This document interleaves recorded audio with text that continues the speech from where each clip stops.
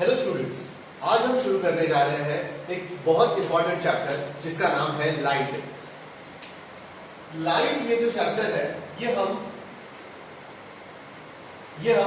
8th standard, 9th standard और 10th standard ये तीनों स्टैंडर्ड्स में थोड़ा करके सीखते हैं। इस लेक्चर में हम लोग पूरी तरह से लाइट को कवर करेंगे, मतलब 8th स्टैंडर्ड का लाइट, 9th स्टैंडर्ड का लाइट और 10th स्टैंडर्ड का लाइट, ये तीनों चैप्टर्स को हम लोग इस लेक्चर में कवर करने जा रहे हैं। तो सबसे पहले शुरुआत करते हैं from the definition of the light. Light का डेफिनेशन क्या है? लाइट क्या है? ठीक है, light is not a matter. ठीक है, ये सबसे पहला एक इंपॉर्टेंट डिस्कशन है। हम सबको पता है कि मैटर मतलब क्या है? Anything which occupies space and have मास। ऐसी कोई भी चीज जो जगह लेती है और जिसको कुछ वजन है, ऐसी चीज को मैटर कहते हैं। और लाइट ऑब्वियसली हम एक्सपीरियंस कर सकते हैं इसको कि light do not have any mass. ठीक है ना, light do not have any mass. जैसे हमारे यहाँ पे कोई लाइट का सोर्स है, उस सोर्स से लाइट आ रहा है, ठीक है ना, उस लाइट का वजन हम फील नहीं करते हैं। इवन लाइट कोई जगह भी ऑक्यूपाई नहीं करता है, ठीक है ना। इस रूम में, जैसे इस रूम में लाइट है लेकिन वो कोई भी जगह ऑक्यूपाई नहीं करता है, तो therefore light is not a matter. तो लाइट एग्जैक्टली क्या है? Light is a form of energy. Light क्या है? Light is a form of energy. मैं यहां पे लिखता हूं उसका definition, light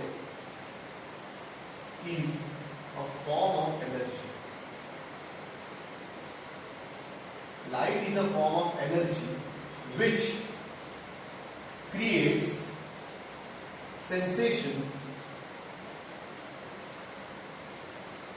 sensation of vision. Light is a form of energy which creates the sensation of vision. इसका मतलब क्या है कि लाइट एक एनर्जी है, लाइट मैटर नहीं है, it is a form of energy और वो विजन क्रिएट करता है। मतलब कोई भी चीज अगर हमें देखनी होगी तो हमें लाइट की जरूरत होती है, ठीक है ना। जैसे कोई भी ऑब्जेक्ट है, जैसे ये मार्कर है, ये मैं देख पाता हूं क्योंकि इस मार्कर में से आने वाली लाइट मेरे आंख में जाती है, ठीक है ना, तो तब मैं इस मार्कर को देख पाता हूं। अभी तुम लोग कहोगे कि ये मार्कर में से लाइट कहां से आ रही है sir? It is not a luminous object, ये तो सोर्स ऑफ लाइट नहीं है, तो इसमें से लाइट कैसे आएगी? तो इसमें से लाइट नहीं आ रही है लेकिन किसी और सोर्स में से लाइट मार्कर के ऊपर फॉल हो रही है और and it is entering into my eyes, तब मैं इस मार्कर को देख पा रहा हूं। मतलब किसी भी ऑब्जेक्ट को देखने के लिए हमें लाइट की जरूरत है। That is the definition of the light. Light is a form of energy which creates the sensation of vision. Light एक ऐसी तरह की एनर्जी है जिसकी वजह से हम देख पाते हैं। तो ये हो गया definition of the light. Now we are going to study some properties of the light. Light के बारे में कुछ चीजें हम लोग स्टडी करने जा रहे हैं। तो मैं लाइट का एक पहला प्रॉपर्टी यहां पे लिखता हूं, प्रॉपर्टीज ऑफ लाइट। ठीक है, लाइट की कुछ प्रॉपर्टीज हम स्टडी करने जा रहे हैं और उसमें से सबसे पहला प्रॉपर्टी है रेक्टिलिनियर प्रोपगेशन ऑफ लाइट। सबसे पहला प्रॉपर्टी है रेक्टिलिनियर प्रोपगेशन ऑफ लाइट। इसका मतलब क्या है? रेक्टिलिनियर का मतलब होता है straight line. Light always travels in a straight line. ये बहुत इंपॉर्टेंट प्रॉपर्टी है। अभी लाइट को जब भी हम दिखाते हैं तो we show light in the form of rays. Light को हम लोग रेज के फॉर्म में दिखाते हैं और लाइट के जो रेज है वो हमेशा स्ट्रेट लाइन में ही ट्रैवल करते हैं। This is the very important property of light. अभी इस प्रॉपर्टी को हम लोग किस तरह से रियलाइज कर सकते हैं? How can we realise the rectilinear propagation of light? इसका एक बहुत अच्छा एग्जांपल है फॉर्मेशन ऑफ शैडोज। जैसे शैडो का फॉर्म होता है, suppose this is a source of light. यहाँ पे कोई सोर्स ऑफ लाइट है, ये समझो कोई एक बल्ब है, ये एक बल्ब है और ये कोई एक दीवार है या स्क्रीन है, ठीक है।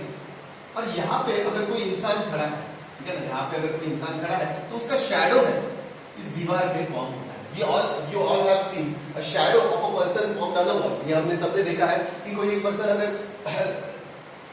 वॉल और सोर्स ऑफ लाइट के बीच में खड़ा है तो उसका शैडो फॉर्म होता है। ये शैडो क्यों फॉर्म होता है? क्योंकि लाइट के रेज है ये हमेशा स्ट्रेट लाइन में ट्रैवल करते हैं। जब कोई भी ऑब्स्ट्रैकल, इसका मतलब है कोई भी ओपेक ऑब्जेक्ट, जब भी कोई भी ओपेक ऑब्जेक्ट लाइट के पाथ के बीच में आता है तो लाइट उसको क्रॉस ऐसे नहीं कर पाती। Light have to travel in a straight line. Light हमेशा स्ट्रेट लाइन में ट्रैवल करती है, तो उसकी वजह से लाइट वहां पर ऑब्स्ट्रक्ट होती है। Light gets obstruct at that point और उस वजह से इसके पीछे एक डार्क रीजन बन जाता है। मतलब जो ऑब्जेक्ट है उसके पीछे डार्क रीजन बन जाता है और उस डार्क रीजन को हम लोग शैडो कहते हैं। तो this is the first property of the light and that property is the rectilinear propagation of the light. It means that light always travels in a straight line. ये सबसे पहला property हुआ लाइट का। अभी और एक प्रॉपर्टी, और भी बहुत सारे प्रॉपर्टीज है लाइट के। तो लाइट का दूसरा property, let's study another property of light which is reflection of light. दूसरा प्रॉपर्टी है जो हम लोग स्टडी करने जा रहे हैं वो है रिफ्लेक्शन ऑफ लाइट। ये बहुत इंपॉर्टेंट प्रॉपर्टी है और इस प्रॉपर्टी को हम लोग बहुत ज्यादा डिटेल में स्टडी करेंगे, ठीक है। तो दूसरा property, the second property of light is reflection of light. अभी रिफ्लेक्शन ऑफ लाइट का मतलब क्या है, what is meant by reflection of light. तो अभी देखो, लाइट से रिलेटेड ना दो तरह के सब्सटेंसेस होते हैं दुनिया में, दो तरह के सब्सटेंसेस होते हैं। सम सब्सटेंसेस आर ट्रांसपेरेंट, मतलब क्या कि they allow the light to pass through them, and some substances are opaque. कुछ सब्सटेंसेस ट्रांसपेरेंट होते हैं और कुछ सब्सटेंसेस ओपेक होते हैं, ठीक है। तो जैसे ट्रांसपेरेंट सब्सटेंस का एग्जांपल है ग्लास। ये समझो एक ग्लास का टुकड़ा है, कांच का टुकड़ा है। तो लाइट जब कांच के टुकड़े में एंटर करेगी तो it will pass through it, वो उसके अंदर आर पार निकल जाएगी, ठीक है ना। Light will enter into a glass lab, glass lab में लाइट अगर एंटर करेगी तो वो उसके अंदर आर पार चली जाएगी। तो ऐसे सब्सटेंसेस को ट्रांसपेरेंट सब्सटेंसेस कहते हैं।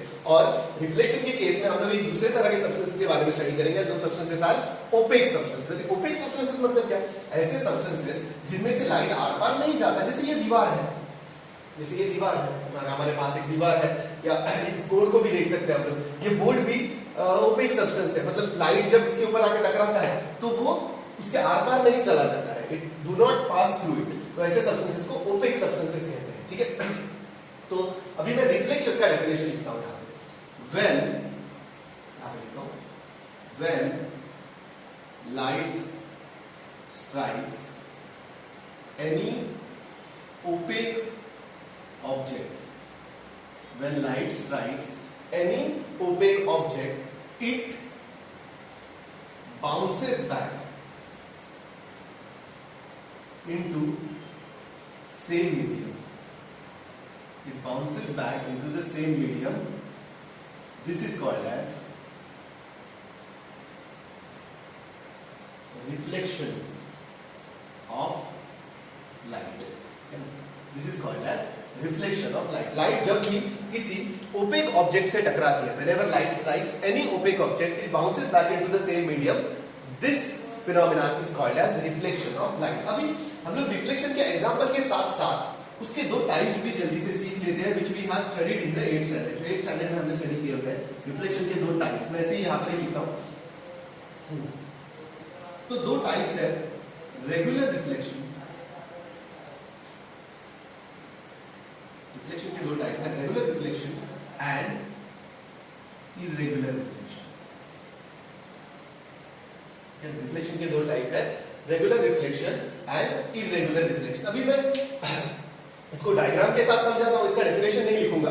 रेगुलर रिफ्लेक्शन मतलब जब किसी स्मूथ सरफेस से लाइट रिफ्लेक्ट होता है तो उसे रेगुलर रिफ्लेक्शन कहते हैं, और जब किसी रफ सरफेस के ऊपर से लाइट रिफ्लेक्ट होता है तो उसे इरेगुलर रिफ्लेक्शन कहते हैं। इसके बारे में हम लोग लिखेंगे नहीं, लेकिन थोड़ा सा डायग्राम की मदद से समझाने की कोशिश करता हूं मैं। यहाँ पे देखो, ये एक सरफेस है जो बहुत स्मूथ है, ठीक है ना। This is a smooth surface.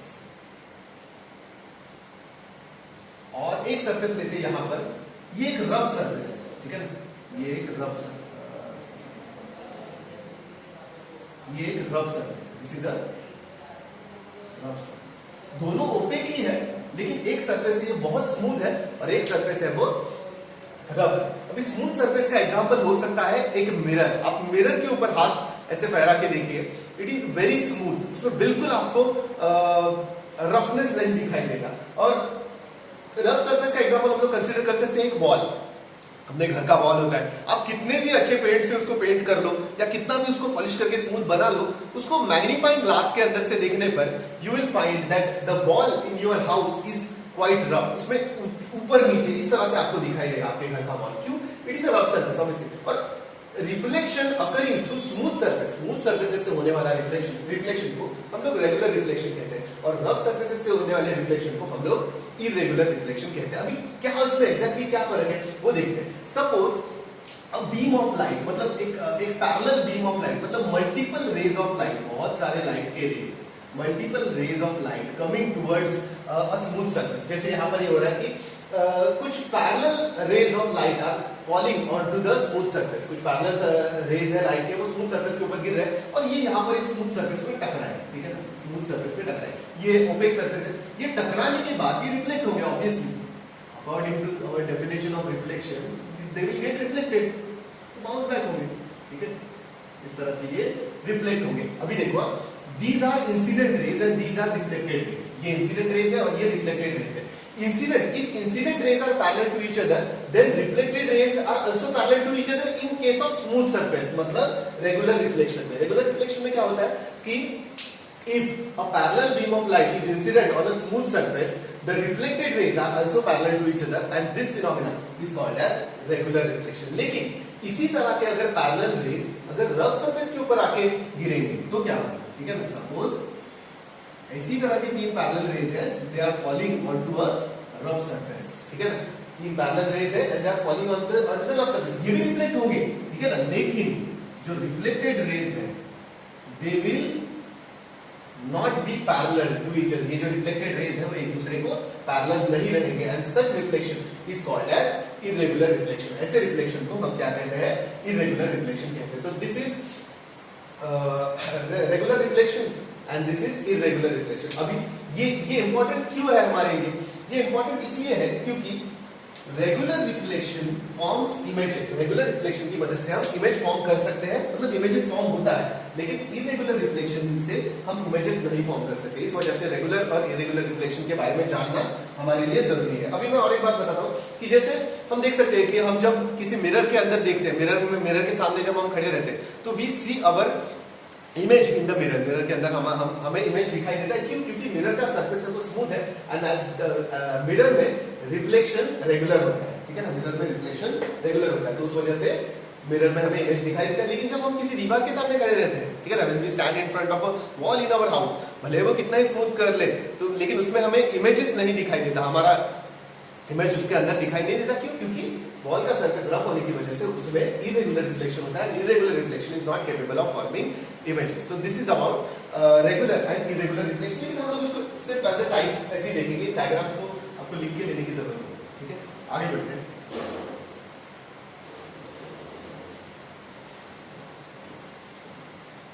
ये हो गया, this is about regular and irregular reflection. तो लेकिन अभी रिफ्लेक्शन को हमें और डिटेल में स्टडी करना है, we are going to study reflection in detail. तो let's take an example of a reflection. Reflection का एक एग्जांपल लेते हैं और उसकी मदद से we will now study terms related to reflection. अभी हम लोग स्टडी करेंगे terms related to reflection. Reflection से एसोसिएटेड कुछ टर्म्स हैं उनके बारे में जानकारी लेंगे। चलो शुरुआत करते हैं। तो उसके लिए एक डायग्राम में ड्रॉ करता हूं। I will take an example of reflection, ठीक है ना। तो रिफ्लेक्शन समझ लीजिए कि ये एक ये एक प्लेन सरफेस है, ठीक है ना, ये एक प्लेन स्मूथ सरफेस है या फिर ये कोई मिरर है, ठीक है, और इस मिरर के ऊपर एक रे आ रहा है, ठीक है ना, इस मिरर के ऊपर एक रे आ रहा है और एक लाइन का रे आ रहा है and it is striking the mirror, ये मिरर से यहां पर टकरा रहा है। तो चलो उसको कुछ नाम दे देते हैं। लेट्स नेम दिस रे एज AO, ठीक है ना, इस रे को क्या नाम देते हैं, AO नाम देते हैं। AO is a ray coming towards the mirror, ठीक है, और O इज पॉइंट पर, O is a point at which it is striking the mirror. ये जो रे AO है वो मिरर से टकरा रहा है एट पॉइंट O, ठीक है। यहां पर टकराने के बाद obviously it will suffer reflection, वो रिफ्लेक्ट होगा, इट विल रिफ्लेक्ट बैक, ठीक है ना, इस तरह से ये रिफ्लेक्ट होगा, ठीक है ना, इस तरह से रिफ्लेक्ट होगा। ये रिफ्लेक्टेड रे को भी नाम दे देते हैं, इस रिफ्लेक्टेड रे को नाम दे देते हैं रे OB, ठीक है ना। सो अभी देखते हैं, अभी मुझे कुछ टर्म्स के बारे में ये हो गया, ठीक है, मुझे पता चला है। और वो टर्म्स कौन से? सबसे पहला है इंसिडेंट रे। अभी मैं इसकी डेफिनेशन को सिर्फ बोलूंगा, इंसिडेंट रे। अभी the terms related to reflection को सिर्फ मैं बोलूंगा, उनके डेफिनेशन को सिर्फ मैं बोलूंगा, यहां पे लिखूंगा नहीं, लेकिन आप ध्यान रखिए इस तरह से, ठीक है। सबसे पहला है इंसिडेंट रे। इंसिडेंट रे का मतलब क्या होता है? इंसिडेंट रे मतलब द रे ऑफ लाइट, या फिर अभी देखो ना, the path travelled by the light before reflection. अभी देखो रिफ्लेक्शन होने से पहले, टकरा के बाउंस बैक होने से पहले लाइट ने जो पाथ ट्रैवल किया है, that path is called as incident ray, ठीक है ना। The path travelled by the light before reflection, चलो लिख देता हूं यहां पर, the path travelled by light before reflection, the path traveled by light before reflection is called as incident ray. Reflection से पहले जो लाइट ने पाथ ट्रैवल किया है उसे इंसिडेंट रे कहते हैं। अभी एक दूसरा और एक टर्म मुझे पता है, वो है पॉइंट ऑफ इंसिडेंस। ठीक है, अभी आगे के डेफिनेशन में नहीं लिखता हूं, आगे के डेफिनेशन से बोलूंगा। सेकंड ये है दूसरा टर्म है point of incidence. Point of incidence मतलब क्या? The point at which the incident ray strikes the reflecting surface. Incident ray reflecting surface या फिर मिरर को कहां पे टकराता है? इंसिडेंट रे मिरर को जिस पॉइंट पे टकराता है उस पॉइंट को क्या कहते हैं? Point of incidence. The point at which the incident ray strikes the reflecting surface is called as point of incidence. तीसरा डेफिनेशन है रिफ्लेक्टेड रे। रिफ्लेक्टेड रे का definition similar to that of the, bracket में लिखता हूं एक reflected ray कौन सा है यहां पर रिफ्लेक्टेड रे है रे ओबी, ठीक है। तो रिफ्लेक्टेड रे का डेफिनेशन रिफ्लेक्टेड रे का डेफिनेशन होगा the path travelled by the light after the reflection. Reflection होने के बाद मतलब मिरर से टकराने के बाद लाइट ने कौन सा पाथ चूज किया है, कौन सा पाथ फॉलो किया है, that path is called as reflected ray. अभी आगे बढ़ते हैं। अभी चौथा डेफिनेशन लिखने से पहले मुझे कुछ ड्रॉ करना पड़ेगा यहाँ पर। अभी देखो ना, यहाँ पर इस पॉइंट ऑफ इंसिडेंस पर if I draw a perpendicular at the point of incidence, यहाँ पर अगर मैंने परपेंडिकुलर ड्रॉ किया, परपेंडिकुलर किसको? टू द रिफ्लेक्टिंग सरफेस, ये मिरर को अगर मैंने परपेंडिकुलर ड्रॉ किया exactly at the point of incidence, मतलब ये जो लाइन है it is making an angle of 90 degree with the mirror. Mirror के साथ ये 90 डिग्री का एंगल बनाने वाला ये लाइन बना रही है, ठीक है। तो इस लाइन को कहते हैं नॉर्मल। इस लाइन को क्या कहते हैं? नॉर्मल। अभी नॉर्मल का डेफिनेशन क्या होगा? The fourth term associated with the fourth term associated with the reflection is normal. Normal का मतलब क्या है? It is a perpendicular drawn to the reflecting surface at the point of incidence. ठीक है ना, मैं यहाँ पे लिख देता हूँ इसका definition. It is perpendicular drawn to mirror. It is a perpendicular drawn to mirror at point of incidence. ठीक है ना, मिरर पे परपेंडिकुलर ड्रॉ किया है, कहां पर? At the point of incidence. तो उस लाइन को, उस परपेंडिकुलर को नॉर्मल कहते हैं, ठीक है। अभी इसके आगे और दो इंपॉर्टेंट डेफिनेशंस हैं। यहां पर देखो ना, ये एक एंगल बन रहा है, इंसिडेंट रे ने नॉर्मल के साथ बनाया हुआ एंगल, इसे कहते हैं angle of incidence. It is denoted by I. मैं यहां पे लिखता हूं angle of incidence is denoted by I, और दूसरा बनता है एंगल ऑफ रिफ्लेक्शन, ठीक है ना, व्हिच इज आर, ठीक है। तो देखो this angle made by the incident रे और नॉर्मल ने जो एंगल बना है उस एंगल को कहते हैं आई, मतलब एंगल ऑफ इंसिडेंस। और रिफ्लेक्टेड रे और नॉर्मल ने जो एंगल बना है उस एंगल को कहते हैं R, which is angle of reflection, ठीक है। तो इनके डेफिनेशंस कैसे होंगे? Angle made by the incident ray with the normal is called as angle of incidence. So angle made by the reflected ray with the normal is called as angle of reflection. इसके अलावा दो जरा से कम important definitions हैं, ये angle और ये angle, ठीक है। दिस एंगल मतलब angle made by the incident ray with the mirror, incident ray mirror के साथ बनाया हुआ एंगल, इसे कहते हैं ग्लांस एंगल ऑफ इंसिडेंस। यानी इस एंगल को क्या कहते हैं? Glance angle of incidence. और रिफ्लेक्टेड रे ने मिरर के साथ जो एंगल बनाया है उस एंगल को कहते हैं ग्लांस एंगल ऑफ रिफ्लेक्शन। तो इस तरह से these are some terms। अभी यहाँ पे मैंने 6 लिखे हैं और दो, मतलब ग्लांस एंगल ऑफ इंसिडेंस और ग्लांस एंगल ऑफ रिफ्लेक्शन। तो इस तरह से total 8, there are total 8 different terms associated with the reflection के साथ जुड़ी हुई ये टोटल 8 अलग-अलग टर्म्स है, और we have to use these terms in our further studies, ठीक है। The next topic हम लोग अभी कवर करने जा रहे हैं वो है लॉज ऑफ रिफ्लेक्शन। जब भी लाइट रिफ्लेक्ट करता है, अभी हम लोग ने रिफ्लेक्शन से रिफ्लेक्शन से रिलेटेड टर्म्स को सीख लिया है। अभी हम लोग सीखेंगे लॉज ऑफ रिफ्लेक्शन। अभी लॉज ऑफ रिफ्लेक्शन का मतलब क्या है? जब भी लाइट रिफ्लेक्ट करता है, whenever light strikes any opaque object and it bounces back into the same medium, तो ये जब होता है तब लाइट कुछ रूल्स फॉलो करती है। तो उन रूल्स के बारे में हम लोग अभी स्टडी करेंगे, लॉज ऑफ रिफ्लेक्शन। ठीक है, तो मैं लॉज ऑफ रिफ्लेक्शन को ना 3 पॉइंट्स में से डिवाइड करता हूं। ठीक है, तो लॉज ऑफ रिफ्लेक्शन को हम लोग ऐसे लिखेंगे कि पहला लॉ है incident ray, reflected ray and normal. Incident ray, reflected ray and normal all lie in same. ठीक है, तो पहला लॉ क्या है? इंसिडेंट रे, रिफ्लेक्टेड रे और नॉर्मल। अभी हम लोग को पता है what is incident ray, what is reflected ray and what is normal. तो ये तीनों जो लाइंस होती है, ये तीनों लाइंस एक ही प्लेन में होती है। इसका मतलब एकदम सिंपल लैंग्वेज में अगर आपको इसका मतलब समझना है तो we can draw incident ray, reflected ray and normal on a single plane sheet. मतलब इसका 3D डायग्राम निकालने की जरूरत नहीं, ये एक ही प्लेन में होंगे। ठीक है ना, जिस प्लेन में इंसिडेंट रे है उसी प्लेन में रिफ्लेक्टेड रे होगा और उसी प्लेन में नॉर्मल होगा। ठीक है ना, all of these 3 lines are in a same plane. इसका मतलब है we can draw them on a single sheet of paper. एक ही पेपर के ऊपर हम लोग ड्रॉ कर सकते हैं। अगर ये एक प्लेन में नहीं होते, जिसका एग्जांपल मैं बताता हूं, जैसे अगर रिफ्लेक्टेड रे ऐसा होता, थोड़ा ऐसा टेढ़ा, ठीक है ना, बाहर निकला, तो we can not draw this diagram on a plane paper. ठीक है ना, तो इसका मतलब होगा कि वो नहीं है एक प्लेन में। लेकिन ऐसा कभी भी नहीं होगा। अगर इंसिडेंट रे इस प्लेन में है तो रिफ्लेक्टेड रे भी उसी प्लेन में होगा, नॉर्मल भी उसी प्लेन में होगा। Incident ray, reflected ray and normal are always in same plane, एक ही प्लेन में ये होते हैं। ये पहला law.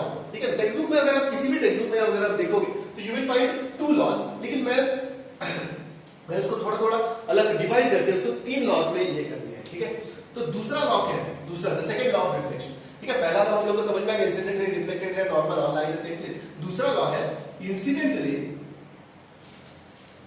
And reflected ray are always, incident ray and reflected ray are always on opposite side of normal. इसका मतलब क्या है? इंसिडेंट रे और रिफ्लेक्टेड रे ये दोनों नॉर्मल के अपोजिट साइड नहीं होंगे। जैसे समझ लीजिए कि ये एक मिरर है, ठीक है ना, और यहाँ पे ये इंसिडेंट रे आया और ये मैंने अगर नॉर्मल रख दिया, तो reflected ray is always on the opposite side. मतलब कभी ऐसा नहीं होगा कि इंसिडेंट रे ये साइड में है और रिफ्लेक्टेड रे भी उसी साइड में है। इट इज नेवर पॉसिबल, ये कभी भी नहीं होगा। ठीक है ना, इंसिडेंट रे एंड रिफ्लेक्टेड रे, इंसिडेंट रे और रिफ्लेक्टेड रे हमेशा नॉर्मल के अपोजिट साइड में। अगर इंसिडेंट रे लेफ्ट में है तो रिफ्लेक्टेड रे राइट में ही होगा। ठीक है, तो this is the second law. और तीसरा और सबसे इंपॉर्टेंट लॉ है जो हम लोग स्टडी करने जा रहे हैं, वो तीसरा लॉ है, the third law of reflection is angle of incidence. देखो रे नहीं है, angle of incidence, angle of incidence I is always equal to angle of reflection R. Angle of incidence हमेशा angle of reflection के बराबर होगा। ठीक है ना, angle of incidence I is always equal to angle of reflection I। इसको नीचे ऐसे भी लिख सकते हैं, I is equal to R, angle I is equal to angle R। तो ये हो गया हमारा सेकेंड पॉइंट, सॉरी ये हमारा हो गया third point of the laws of reflection. ये तीनों लॉज है, ये तीनों लॉज आपको याद रखने हैं, ये बहुत इंपॉर्टेंट है। ठीक है ना, और दीस 3 लॉज आर वेरी इंपॉर्टेंट। ठीक है, तो अभी तक जो हम लोग ने रिफ्लेक्शन स्टडी किया है, ठीक है ना, अभी तक हम लोग ने जो रिफ्लेक्शन स्टडी किया है वो हम लोग ने स्टडी किया है अबाउट प्लेन सर्फेसेस। ठीक है, तो अभी हम लोग आगे जाते हैं। Now we are going to study reflection in, मैं ये साइड लिखा हूं, रिफ्लेक्शन फ्रॉम कर्व्ड सर्फेसेस। अभी तक जो रिफ्लेक्शन हमने स्टडी किया है, मतलब अभी तक जो भी हम लोग ने रिफ्लेक्शन देखा है उसमें लाइट कहां से रिफ्लेक्ट हो रहा था? Light was getting reflected from the plane surfaces. जैसे ये एक मिरर है, मिरर से लाइट टकराएगा, टकरा के बाउंस बैक करेगा, इस तरह का रिफ्लेक्शन हम लोग ने स्टडी किया था।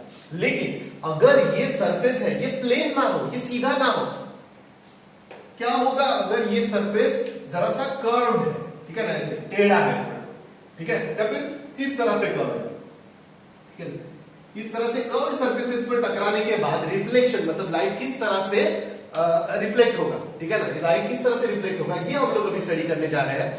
तो our next topic is reflection from the curved surfaces. Curved surfaces में रिफ्लेक्शन किस तरह से होता है, चलो आगे बढ़ते हैं। तो सबसे पहले देखना होगा कर्व्ड सरफेसेस के बारे में, ये कर्व्ड सरफेसेस कैसे बनते हैं, ठीक है। तो एक्चुअली हमारा जो टॉपिक है वो एग्जैक्टली ऐसा नहीं है, रिफ्लेक्शन फ्रॉम कर्व्ड सरफेसेस हम लोग नहीं कह सकते, क्योंकि कर्व्ड सरफेसेस बहुत अलग अलग तरह के हो सकते हैं, ठीक है ना। कर्व्ड सरफेसेस में बहुत सारा वैरायटी हो सकता है, लेकिन कर्व्ड सरफेसेस में एक टाइप है जिसे हम लोग कहते हैं स्फेरिकल सरफेसेस, ठीक है ना। तो हम लोग इस चैप्टर में देखने वाले हैं रिफ्लेक्शन फ्रॉम स्फेरिकल सरफेसेस, ठीक है ना। तो स्फेरिकल सरफेस मतलब कर्व्ड सरफेसेस का ही एक टाइप है, लेकिन स्फेरिकल सरफेसेस मतलब एग्जैक्टली क्या है ये मैं आपको बताने की कोशिश करता हूं, ठीक है ना। समझ लीजिए कि एक कांच का एक गोला है, ठीक है ना, एक कांच का एक गोला है, ठीक है ना, एक पूरा राउंड ये सर्कल नहीं है, it is not a circle, it is a sphere, ये स्फीयर है, ये गोला है कांच का, ठीक है। तो ऐसा एक कांच का गोला है और इस कांच के गोले को मैंने ऐसे तोड़ दिया, ठीक है ना। अगर मैंने इस कांच के गोले को तोड़ दिया तो कांच के गोले को ये स्फेरिकल कांच के गोले को, स्फीयर को तोड़ने पर क्या होगा, इस कांच के गोले को तोड़ने पर ऐसे कुछ टुकड़े प्रोड्यूस होंगे, बराबर ना, या फिर एक ही टुकड़ा मैं कंसीडर करता हूं, ऐसे टुकड़े प्रोड्यूस होंगे, ठीक है ना। तो ये टुकड़ा क्या है, this piece is a part of sphere, ये बड़ा सा स्फीयर था, बाकी के टुकड़े तो चले गए, ये टुकड़ा मैंने एक रख दिया है, ठीक है ना। This piece is a part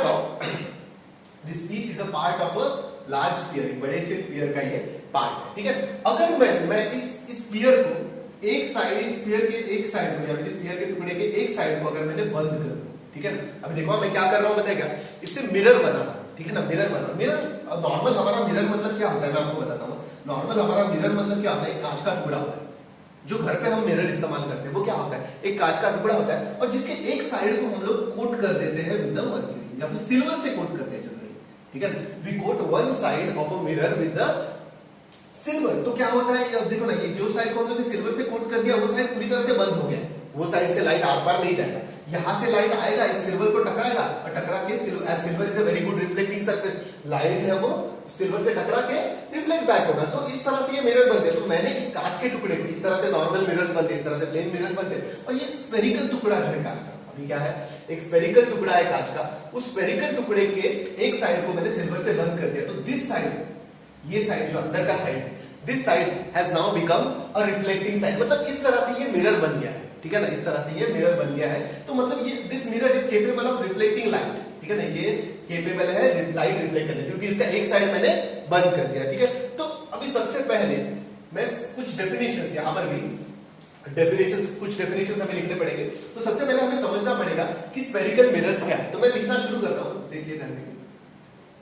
spherical mirrors, ठीक है ना। सबसे पहला है स्फेरिकल मिरर्स, और स्फेरिकल मिरर्स में पहले तो मैं स्फेरिकल मिरर्स का डेफिनेशन लिखता हूं, ठीक है। The mirrors which are formed of large glass sphere, ठीक है ना। ऐसे मिरर्स जो किसी एक बड़े से कांच के कांच के स्फीयर के टुकड़े हैं, ऐसे मिरर्स को क्या कहते हैं हम लोग, such mirrors are called as spherical mirror. अभी स्फेरिकल मिरर में भी दो टाइप आते हैं, ठीक है ना।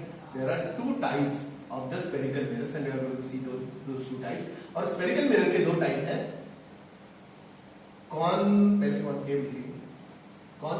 मिरर और कॉन्वेक्स। स्फेरिकल मिरर के दो टाइप्स हैं, कॉनकेव मिरर और कॉन्वेक्स मिरर। अभी इनके डेफिनेशंस की मदद से इनको समझते हैं, ठीक है ना। अभी देखो ना, ये स्फीयर का टुकड़ा है, ये स्फीयर का टुकड़ा है, this piece is capable of becoming a spherical mirror, ये स्फेरिकल मिरर बन सकता है अगर मैंने इसका अंदर के साइड को रिफ्लेक्टिंग साइड बनाया। If I made the inner side of the spherical mirror, sphere के अंदर के साइड, अभी देखो ना, स्फीयर है ये, ठीक है, ये स्फीयर है, ये टूट गया, ठीक है ना। तो ये इसका अंदर का साइड है, ये बाहर का साइड है, ठीक है ना। अगर अंदर के साइड को हम लोग रिफ्लेक्टिंग सरफेस बनाएंगे तो that mirror is called as concave mirror. मैं यहां पे लिखता हूं डेफिनेशन इसका, इफ इनर साइड को ही कॉनकेव कहते हैं, इनर और concave side of a spherical mirror is made reflecting, ठीक है ना। अगर किसी भी स्फेरिकल मिरर का अंदर का साइड, जिसे कॉन्केव साइड कहते हैं, इफ द इनर और the concave side of a spherical mirror is made reflecting, then it is called as concave mirror. तो उसे कॉन्केव मिरर कहते हैं। और कॉन्वेक्स मिरर कैसे कहेंगे कि इफ आउटर और यहां पे लिखा है आउटर और कॉन्वेक्स साइड, ठीक है ना। If outer side is made reflecting, then it is called as convex mirror, ठीक है। नीचे में छोटा सा इसका डायग्राम ड्रॉ करके रखता हूं दोनों का। कॉन्केव मिरर को डायग्राम में किस तरह से रिप्रेजेंट करते हैं, ठीक है। तो ये हो गया हमारा कॉन्केव मिरर, ठीक है। अभी देखो इसका, देखो बाहर का साइड है, आउटर साइड, उसको मैंने पैक कर दिया, बंद कर दिया। और रिफ्लेक्टिंग साइड कौन सा है, अंदर का साइड। मतलब लाइट अगर यहां से आएगा तो वो रिफ्लेक्ट नहीं होगा, क्योंकि पीछे का साइड वो पूरी तरह से रफ है, ठीक है। लेकिन लाइट अगर यहां से आएगा तो वो रिफ्लेक्ट बैक करेगा, ठीक है। तो इफ द इनर और concave side is made reflecting, then it is called as a concave mirror. Concave convex mirror का डायग्राम में ड्रॉ करता हूं, यहां पे देखिए ऐसे। इसका अंदर का साइड बंद कर दिया और बाहर के साइड को रिफ्लेक्टिंग बना। The outer side of the sphere is made reflecting. तो such mirrors are called as convex mirrors.